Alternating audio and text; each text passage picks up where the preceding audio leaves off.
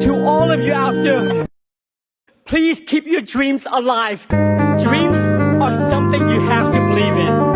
I almost gave up on mine. They say stories like this only happen in the movies. I cannot believe it's happening to me.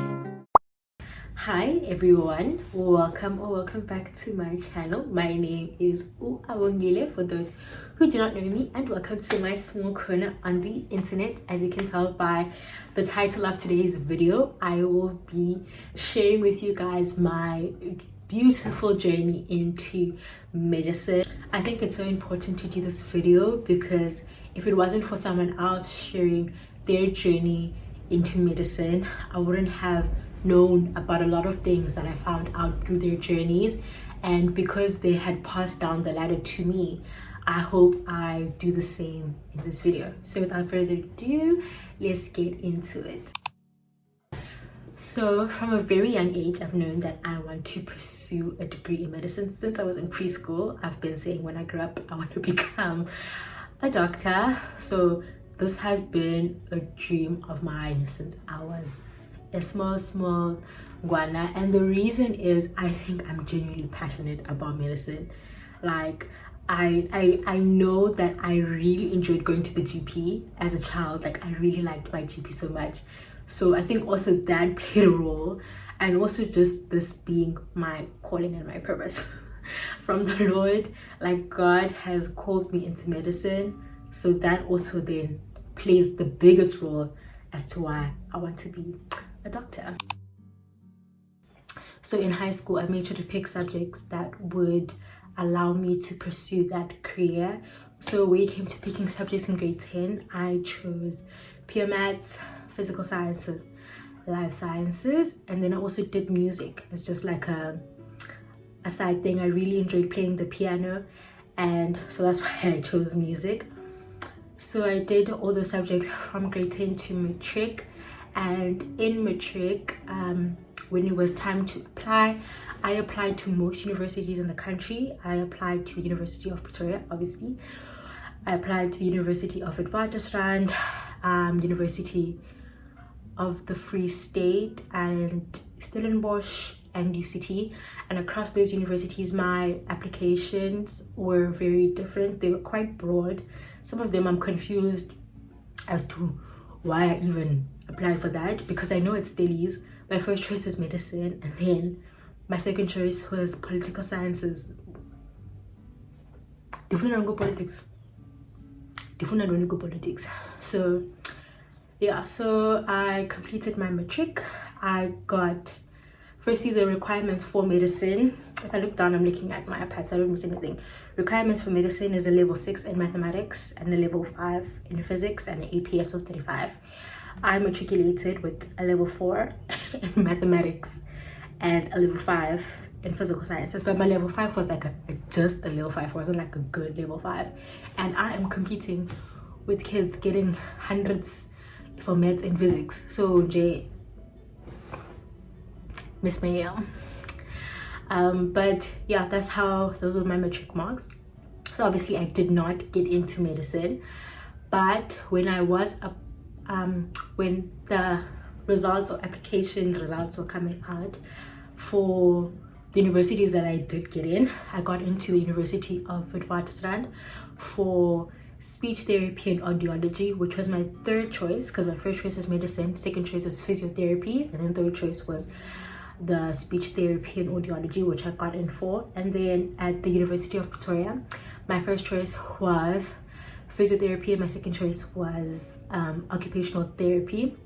One thing about the University of Pretoria is that when you're applying and then you input the first thing you do is that you input your grade 11 marks, and then once you input your grade 11 marks, you search up, okay, this is what I want to study. So I said MCHB, Mimi, EB grade.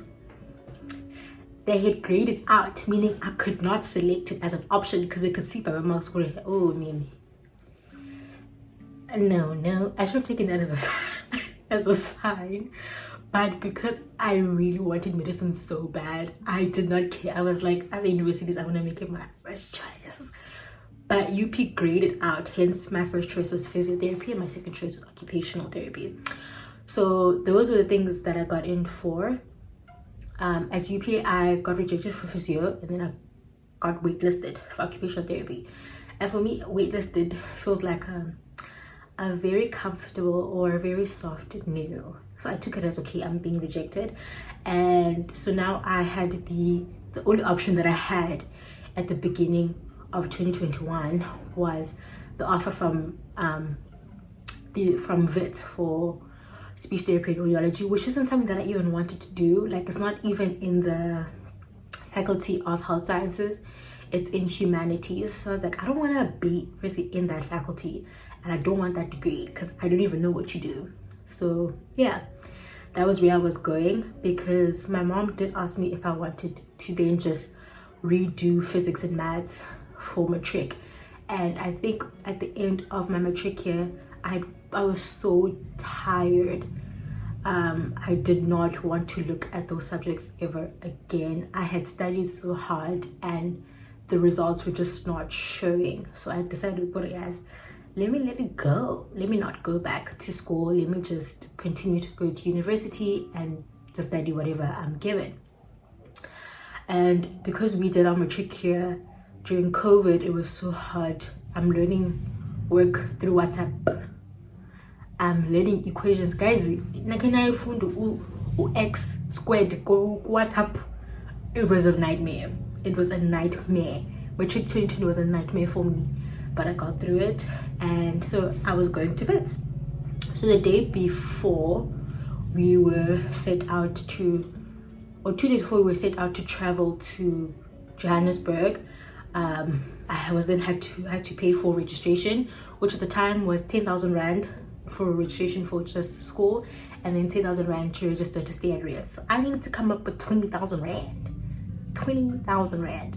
The day before we were supposed to pay that money to VIT, I get a phone call from the head of the occupational therapy department at UP, and she's like, hey girl, we got a spot for you, do you want it? And I was like, give it to me, give that spot to me now. So I then accepted my offer to UP, paid for registration, which was much cheaper. I think it was 5,000 Rand at the time.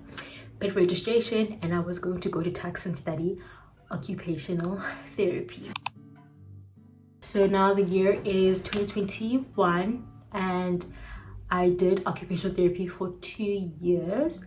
Occupational therapy is basically helping people live out their daily lives as independently as possible. That's like a very generic answer of what OT is.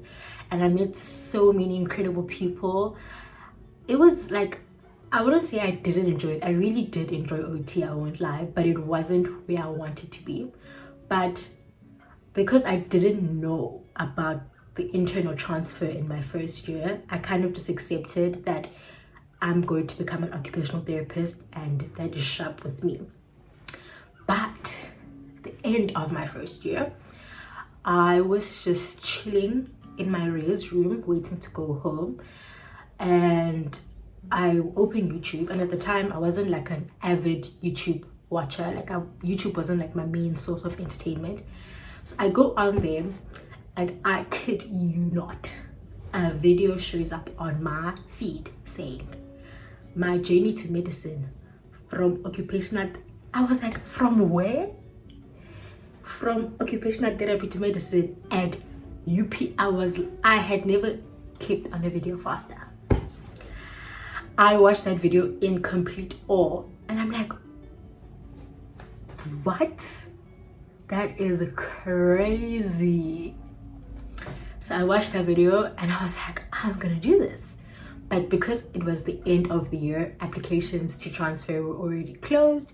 So I was like, fine, the goal next year is to put in the application to transfer. So I did relatively well in my first year of occupational therapy. My average was 80%. I got a distinction for most things, so that was great. So I come home in December, tell my family, listen, next year, transferring. We're gonna try to transfer, I'm gonna work hard, we're gonna try to transfer. They're happy for me because they know that this is my dream, like this is what I want to do with my life. So they're like, no, they'll support me and they'll have my back, they'll make sure that I'm like, you know, doing well, doing okay with school, and just, you know, working hard, which is what I needed most from my support system. So I go into second year of occupational therapy, and second year in any degree is literally the trenches. I'm telling you, second year OT is probably the hardest academic year that I've gone through. It was so difficult. There was so much work, and already there's the added pressure of just university and just the degree in itself being so difficult in the second year. And then there's that added pressure of I need to transfer. Like, I don't want to stay here for long. Like, I want to go. So then that just made it even more extremely hard for me. But I fought. I was like, the end goal is to Tsamaya. Because I was surrounded by so many people who actually wanted occupational therapy. Everyone that I asked, they were like, it was occupational therapy or nothing. Like, I don't want anything else. Occupational therapy. And I'm like, you can see the passion in their faces when like they're doing the work. You can tell good they actually want to be here. And I'm doing the work not out of passion, but out of, okay, I want to get good grades. But there was no passion in it because I don't want to become an occupational therapist. I love the profession. It is wonderful. It is an exceptional profession, but it's just, it wasn't my calling. Like, it wasn't my purpose, but I was there. Sharp, that's fine. It's 2022. I fought hard, and I am so grateful to God for carrying me through that year. A lot of people ask me, how do I know that medicine was for me? And the answer that I will give is that because God opened that door for me. During that time, after I had submitted my application, I was praying, and I was asking God, like, if this is not in your will, don't let this door open. Like, I never want to function outside the will of God. So I'm like, if it is your will for me to be in occupational therapy, let me stay in this degree. Let me stay in this degree, and let's keep moving together. But if it's not your will for me to be here, let's move. So I constantly pray that prayer because I wanted medicine, but is that what God wanted for me? So that's why I was like, Lord, if it's not in your will, close that door. Don't open, lock it with many locks. So that's why I know I'm meant to be in medicine, because God opened that door for me. He's like, I want you here. Like, this is your purpose. This is what I've called you for. This is what I want you to do. Cool. So after putting through my application, you wait. Like, applications open April 1st, and then they close in sometime, I think at the end of June, and the results only come out in September. So that whole year, I'm just sitting, praying, working. I had many sleepless nights, working hard, studying well. Like, I was pushing. And I did very well my first semester. I got distinctions for all of my semester modules, so I was doing well. Like, and these distinctions are like 80s, pushing close to 90, but they were like 70, 80, close to 90 sharp. So I'm doing well, you know. I'm happy. I'm doing well. So I'm waiting. September rolls around sharp, and I'm like, where are these results coming out? Like, I need the results out as in yesterday. So I wait and wait. At some point, I even called the student services center, and I'm like, hello, I put in like a application for a transfer. Are the results out yet? Are they still coming? Like, what's happening? And they're like, no, they haven't. Like, they haven't finalized the decisions. They're still going through the explained what they were doing. Sharp. They're like, no, just please be patient. Results should be out next week. This is the first week of September, so they said the second week of September the results should be out. When I tell you, every day I was on the portal. Every day at 5 o'clock, I'm on that portal. Refresh. I think I was on the portal every day, and that's because we don't get like an email with the acceptance letter like you do when you're like a matric student. You just have to check the portal. At some point I was like, this is becoming upset. I need to relax. So I was like, okay, I'm gonna check the portal at the end of the week. I'm not gonna check the portal every day like a crazy person. So end of the week rolls by, I open my portal, I see the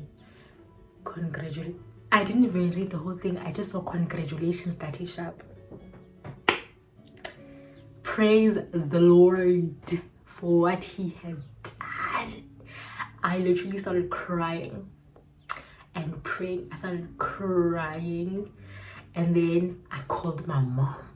I called my mom, and she was driving. So I'm like, Mama, can you talk? I'm like, the decision for medicine came. My mom stopped the car on the side of the road. It's like, what is it? I was like, no, I got it. Oh, she was so happy.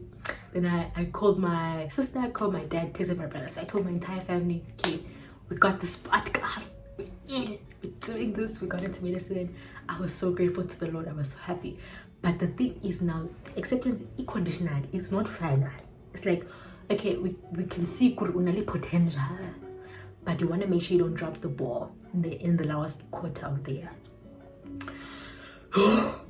That last quarter was rough because now I have to work hard to keep my average the way it is, and my average was high. I need to keep my average the way it is. I can't drop the ball because my average was reaching like a 78, 79 at the end of first semester. So I'm like, yay, I can't drop the ball second semester. And second semester, guys, is notorious for being difficult because we feel like we squeeze everything in towards the end of the year. And I also had yearly modules in occupational therapy. I think I had 2 yearly modules, if I'm not mistaken. Hey, when that October 2021. No, October 2022. Oh, you will always be famous, Mimi. I was tired. I was at that point. I even said, "Good, they can take back the medicine offer." I am fighting for my life here. I'm so exhausted trying to keep this average up. Kunzima. But we made it through by the Lord's grace. And I did well for those, I did well for all my modules.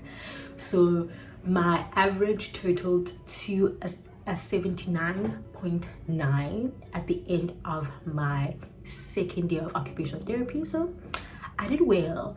And then my offer then obviously became final. And I got into medicine. And now here I am, grateful to the Lord for leading me into my purpose, for opening the door and still continuously guiding me through this degree, because it can become rigorous, but I put my faith and trust in him because he's the one who put me here. Like he knows why I'm here. But yeah, that is the totality of the journey. I did ask you guys a couple of questions on my community tab, so I am going to answer those. First question, I'm reading from here and I wrote it down. The first question says, can you please touch on bursary/funding under the NSFAS for us who are currently studying towards a BSc but wishes to get into medicine later? With funding for medicine, I really don't have a list of bursaries that I can speak on, because I literally go online and search bursaries for medicine open for 2020 for whatever year, so for 2025, and then I'll click on whatever website has a lot of bursaries. I'll look at the requirements and then I'll search for that particular website of that funder, and then I will put in the application. But a lot of applications for popular fundings, popular medicine funders such as like Investec, Tomorrow Trust, those ones are closed. But I think one you can apply is CareerWise. CareerWise is like a portal where you put in all your details and then they look for funders for you on your behalf. Unfortunately, I haven't gotten a funder. I am still on NSFAS since I've been on NSFAS since I got to university. And yeah, with that, I'm not too sure how the future is gonna go, if they're gonna continue funding me until the end of this degree, because I will be here for too long. So with funders, just go online, search bursaries for medicine, and then take it from there. So the next question is, I think they asked me to touch on grade 11 marks, NBT marks, and matric results. So I already spoke about my matric results. with my grade 11 marks, my grade 11 marks and my matric results are not too far off from each other. I didn't do great in grade 11, and also like great in terms of getting into medicine. So unfortunately, I don't know where my grade 11 marks are, otherwise I would share them, but I have no clue where they are. I don't know where I could even look in my house to find my grade 11 results. With NBT, because I was in matric during COVID times, we did not have to write the NBTs. I know that all the faculty of health sciences across all the universities I applied for cut NBT results. Like, they say they don't need them anymore, you don't have to do it. So for that reason, I've never written NBT. I don't even know what it looks like. And yes, didn't do it, no results for that. Next question is, what bursary of funding do you have? Also, what would your advice be for a first year going into their second year, which is said to be a very demanding year? So again, funding, I am on NSFAS, and advice for a first year going to second year medicine. Second year is difficult because not that the concepts are hard to understand, but because of the workload. So just prepare yourself that workload is a lot. But I will be doing a separate video on second year modules and just second year in general. But yeah, second year is difficult, so advice is just be prepared for the amount of work that you're going to be doing.